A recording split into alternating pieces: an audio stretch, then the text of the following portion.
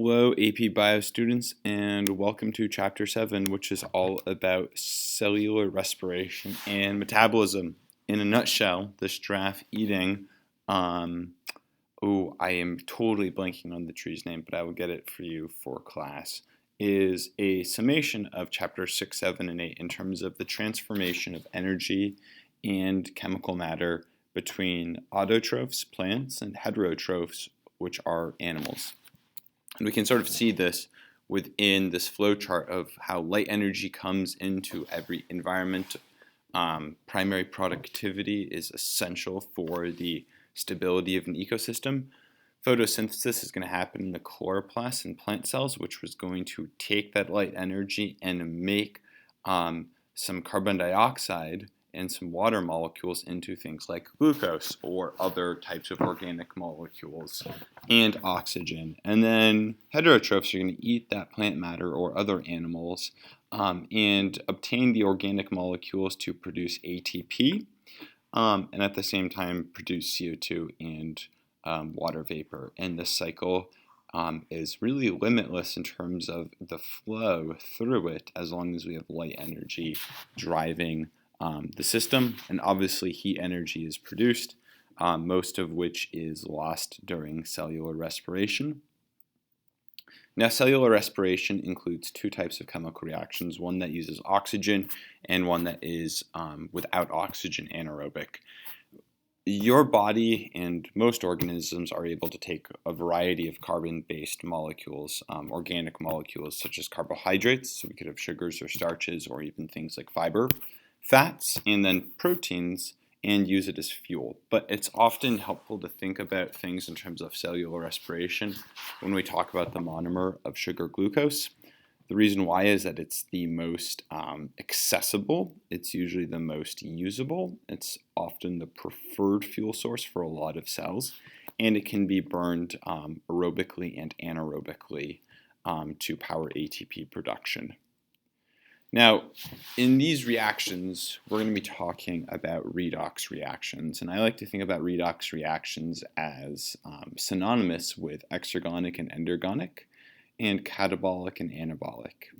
When a molecule is oxidized, it generally means that it's losing its electrons. You see a rusty bridge on a back road in Vermont, and that iron is being oxidized by oxygen. It's actually losing electrons to the reaction with oxygen. The same thing happens with hand warmers when you go skiing. Generally, reactions that are oxidized or molecules that are oxidized generally are losing energy, and it's because we're taking a high energy, low stability molecule and we're breaking it down with oxygen, which is tending to result in the release of energy. And then as a result, we're making a molecule be reduced. This is where energy coupling comes into play. If we're breaking something down and removing its electrons, then another molecule is going to have to gain those electrons because matter can't be destroyed nor created, and that generally means that that molecule is increased in terms of its energy and it loses its positive charge. And we can see that when sodium and chloride form an ionic compound where sodium loses an electron to chlorine because chlorine has a stronger pull on the valence electrons. This is causing that ionic bond. Generally, the reaction is that any molecule that is losing electrons becomes oxidized, and the ones that gain the electrons are reduced. And that comes into play when we look at reactants and products. There will always be one reactant that is oxidized and one product that becomes reduced, and that always means that energy is being released. If we look at the electron distribution of carbon is being reduced. It is the methane that is losing its energy. CH4 has more stored energy than carbon dioxide, and this is because the electrons are arranged in a more stable, low energy double bond sort of system, whereas CH4 is a lot of single bonds with a lot of hydrogen. They tend to be a little bit more energetic because carbon has a more unequal sharing load with the hydrogens. Carbon and oxygen share electrons pretty well. Alternatively, O2 is a very stable low energy molecule, but it becomes reduced to form water, forming a slightly more negative molecule that's a bit more energetic. And the same thing happens with cellular respiration, where glucose becomes oxidized. This is a very high energy, low stability molecule, and it's going to be catabolically broken down into CO2, which is a very low energy, stable molecule. Alternatively, oxygen becomes reduced. It gains electrons, it gains energy, and it is in a higher state. However, the summation of these two molecules' energy is far less than our reactants, which means energy is released. So we've had an exergonic reaction take place in a nutshell. Now that was a lot. So we're going to be going back and revisiting these ideas through the 3 steps of cellular respiration. In cellular respiration, glucose and other molecules are going to be broken down in a series of steps, and those steps are important because we need to capture as much energy as possible to make energy metabolism efficient. Electrons are generally going to first be broken down in from the organic molecules, and they're going to be transferred to molecules known as NAD+, which is an enzyme. And NAD+ is the low energy state of an enzyme, which means when it gains an electron, it becomes reduced. It is the oxidizing agent of many of the compound molecules. So we're catabolically breaking down things like glucose, and we're building up or adding electrons. We're reducing NAD. And this is going to be a molecule that we can store later to make ATP, the fuel of cells. And we can see that here where we have NAD+, with an enzyme called dehydrogenase, which is going to take electrons from molecules from food and reduce it to NADH, which has that extra hydrogen, that extra electron, which means it is more energetic. There are 3 steps to cellular respiration: glycolysis, pyruvate, and oxidative phosphorylation. These 2 really have to do with chemical reactions powered by enzymes, where we're breaking down carbon-based molecules. We're reducing electron carriers like NAD and FADH. And then oxidative phosphorylation is where we're going to be using those energy carriers to create a concentration gradient of hydrogen ions to do some work using stored potential energy. So in all cells, glycolysis, where we're going to be breaking down catabolically glucose into pyruvate, occurs in the cytoplasm, and that creates some ATP. We then power pyruvate oxidation in the citric acid cycle within mitochondria, and this only happens if oxygen is present within the cells. This will not occur in anaerobic cells. This will produce some more ATP, but more specifically, we are creating a lot of energy carriers, intermediaries, molecules that have stored energy, smaller than glucose or pyruvate, but enough to do some work. And then finally, we take our electrons and we power the last aspect of cellular respiration via chemiosmosis to power ATP oxidatively. Now, substrate phosphorylation is merely going to be occurring in the first 2 steps, and generally occurs when an enzyme has an active site or ADP, and some substrate containing a phosphate is used to produce ATP. So this is going to be an endergonic reaction because we are powering up ADP to ATP, and this generally means that we need to be exergonically breaking down another molecule, such as carbon-based energy. And this generally happens in glycolysis. So glycolysis is the first step of cellular respiration, and the first part of glycolysis is energy investment. Glucose is a very large molecule with a lot of stored energy, but it won't instantly break apart. We have to activate it or add a little bit of energy to disrupt the system. And we use 2 molecules of ATP with some very specific enzymes, which you do not need to know, to basically add some energy, some instability to glucose. And this happens because phosphate molecules not only contain energy, but they're also very negatively charged. So by putting them next to some oxygen molecules bound to some carbons, we are disrupting the system. And this instability causes 3 carbon molecules to be formed. Once we have those 3 carbon molecules, it's really easy to then invest or harvest some energy where we use some enzymes to not only reduce NAD into NADH, but we also harvest some ATP with substrate phosphorylation, where we're going to be taking the phosphates from our 3 carbon molecules, and we're going to be building them up to ATP.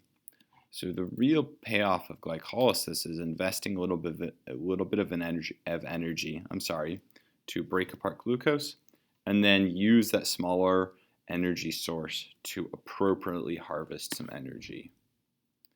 Now, when we have oxygen, pyruvate can enter the mitochondria, and we need to first react that pyruvate, this final molecule here, to be a little bit smaller, and it's going to become acetyl-CoA, and that's going to help link glycolysis to the second step of the part known as the citric acid cycle. And we can see that here where we take pyruvate, which is a 3-carbon molecule, we're going to oxidize pyruvate to reduce NAD plus into NADH, and we're also going to be releasing a CO2 molecule. So all of the CO2 you breathe out every single breath comes from the second step of pyruvate oxidation. And this forms acetyl-CoA, which is a 2-carbon molecule that's going to be powering a repetitive cycle of redox reactions. The citric acid cycle looks like a lot, and it is. The more important things to know is that pyruvate oxidation powers it, and then we use FADH and NADH2 to power things later down in the cycle. Wow! What a view! What do we need to know about this? The first is that the 2-carbon acetyl-CoA molecule is going to bind to a 1, 2, 3, 4 carbon molecule to form a molecule of citrate. And then citrate is going to flow through a series of specific redox reactions where we are going to be oxidizing, removing electrons from this molecule to power NADH. We are also going to be forming some ATP using substrate phosphorylation. And finally, because of all of these redox reactions, we're going to be losing 1 and 2 molecules of carbon because we're breaking apart catabolically, exergonically, oxidizing a molecule, removing electrons, breaking it apart, which means that our final step in the citric acid cycle is where another acetyl-CoA molecule can bind, and this cycle repeats where we're powering NADH and ATP molecules.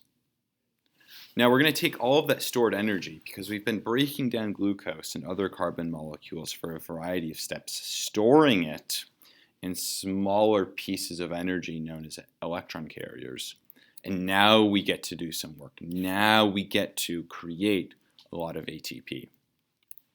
Now electrons are being transferred to these 2 energy carriers, NADH and FADH2, as sort of caregivers or caretakers temporarily for the electrons. They're sort of like foster parents or a babysitter. They're meant to be a temporary holdover for the energy.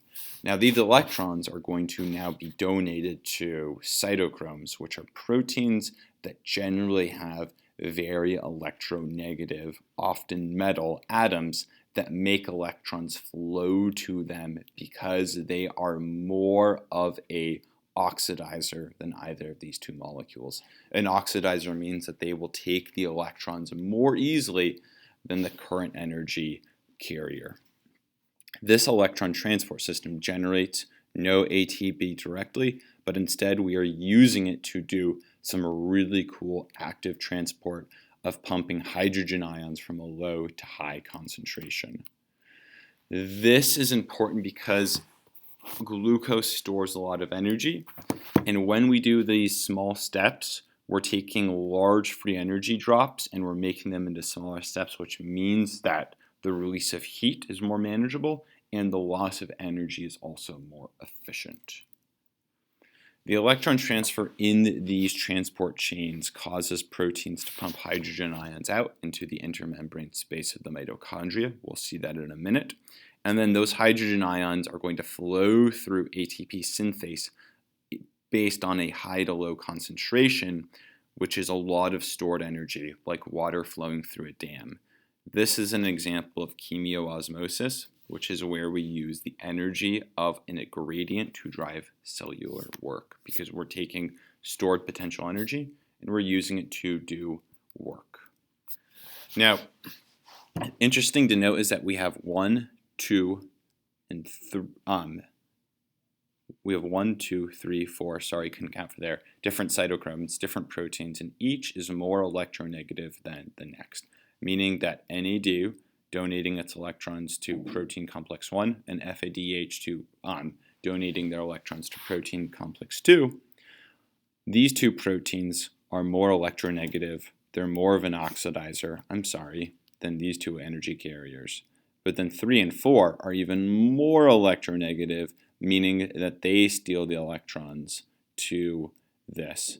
The thing to note is that oxygen is the final electron acceptor of this chain, because oxygen is unbelievably electronegative. It wants those hydrogen ions, these electrons, desperately.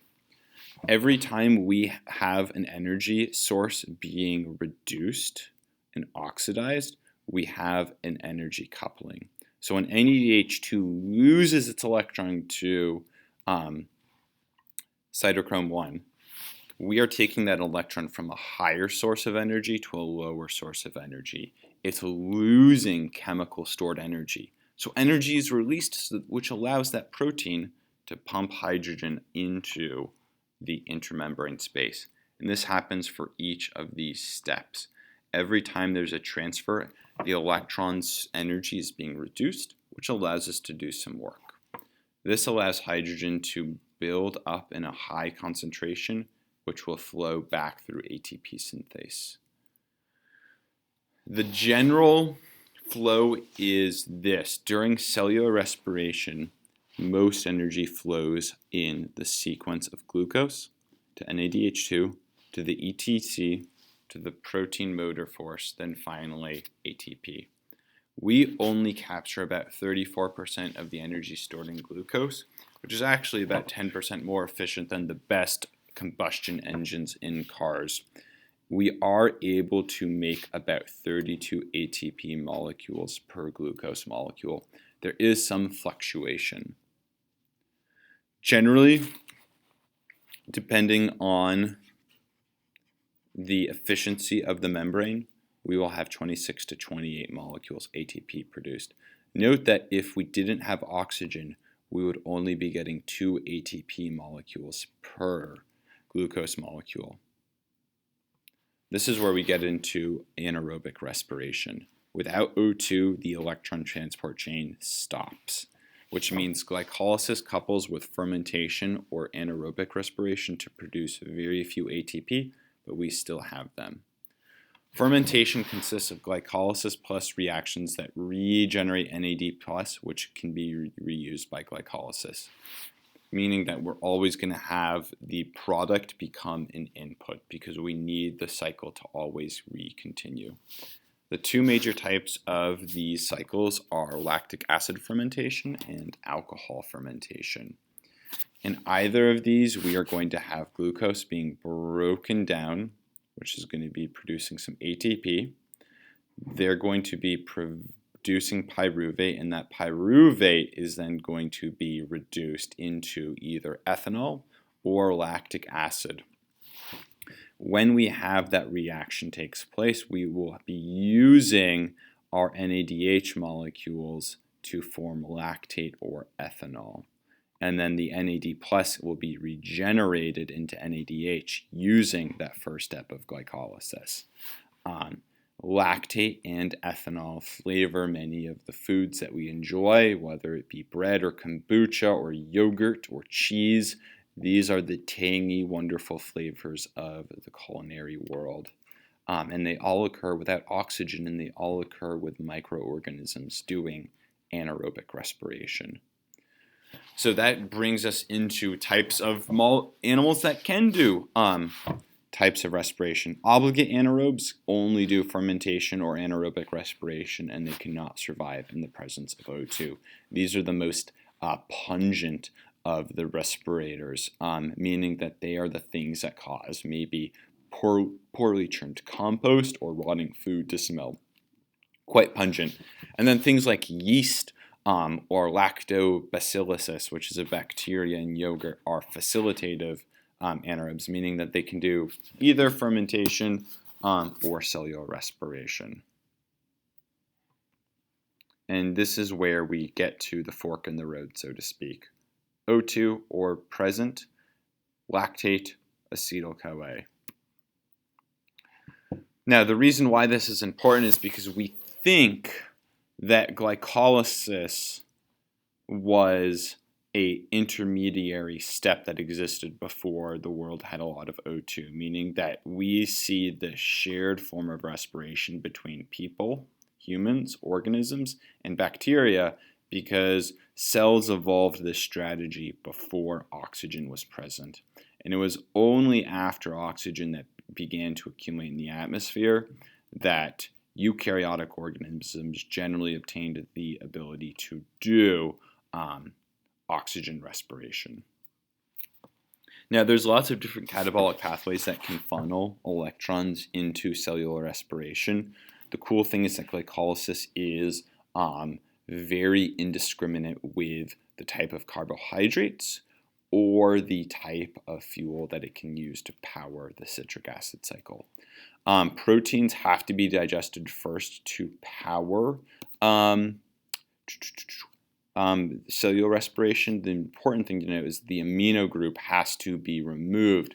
The amino group is an NH2 molecule, and when it is digested and removed, that NH2 molecule becomes NH3, which is ammonia. So excessive protein catabolism can be quite bad for your kidneys and can cause kidney acidosis as a result. And we just have this flowchart here, which I think is quite interesting to see how you can use fats, carbohydrates, and proteins to power different aspects of cellular respiration. So there's that removal of NH3. An interesting thing to note is that proteins digested in your body have a limit, about 30 grams per meal. Afterwards, you either excrete it or make the amino acids into sugar, which can actually become stored fat. Fat molecules, alternatively stored in your adipose tissue or foods like butter, can be broken down into glycerol and fatty acids, which can be used to either do pyruvate or acetyl-CoA. The main thing to note is that generally proteins and fats cannot be burned during anaerobic respiration, meaning that if you are going hard in a workout, you need the sugars. I hope this was informative. Have a great rest of your day. Bye for now.